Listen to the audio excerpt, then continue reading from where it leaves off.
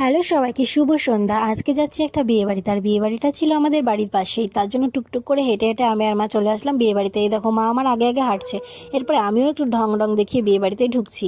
বিয়েবাড়িতে ঢুকে এখানে বউকে দেখে নাও, এটাই ছিল বউ। আর আজকে রিসেপশনের অনুষ্ঠানে এই দেখো আমার মামার মাকে কেমন লাগছে তোমরা অবশ্যই কমেন্টে জানিও। এখানে আমি ঘুরতে ঘুরতে দেখি আমার দাদার ছেলে দাঁড়িয়ে আছে। আমি বলছি কে কী খাচ্ছিস? ও বলছে কফি।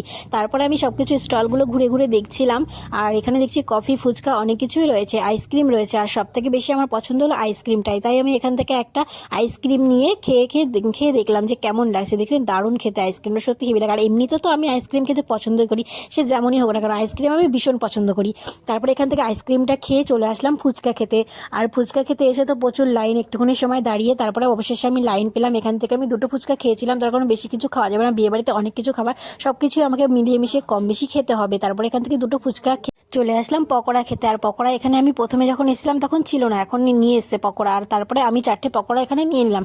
4টে পকোড়া নিয়ে আমি খেয়ে দেখি যে কেমন হয়েছে। তারপরে মুখে দিতেই দেখি ভীষণ গরম গরম পকোড়া, আর আমি মুখের মধ্যে ভরে দিয়েছি, আমার জিভ পুড়ে গেছে একদম, যা সব কিছুর টেস্টই আমার নষ্ট হয়ে গেল। তারপরে ঘুরতে ঘুরতে দেখি আমি যেই ছেলেটাকে পড়াই আমার ছাত্র, আমি তার সঙ্গে দেখা হয়ে গেল। আমি ওকেও জিজ্ঞাসা করছি কী খাচ্ছিস? ও বলছে পকোড়া। তারপরে আমি তো এত কিছু খেয়েছি, আমাকে তো হজম করতে হবে, তার জন্য আমি একটু রাস্তার দিকে এসেছি। এসে দেখি সবাই নাচ করছে, আমারও ইচ্ছা করছিল, যেহেতু আমার একটু লজ্জাও করছিল, তাই আমি দাঁড়িয়েছিলাম। আর এখানে দাঁড়িয়ে দাঁড়িয়ে একটু রং ঢং করছিলাম। রং ঢং করতে করতে ইতিমধ্যে ঢুকে গেছে কন্যাযাত্রী।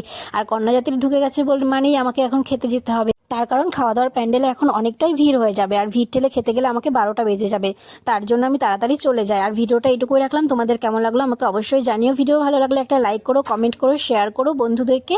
ততক্ষণ ভালো থেকো, সুস্থ থেকো। আর খাওয়া দাওয়ার ভিডিওটা তোমরা অন্য কোনো ভিডিওতে পেয়ে যাবে।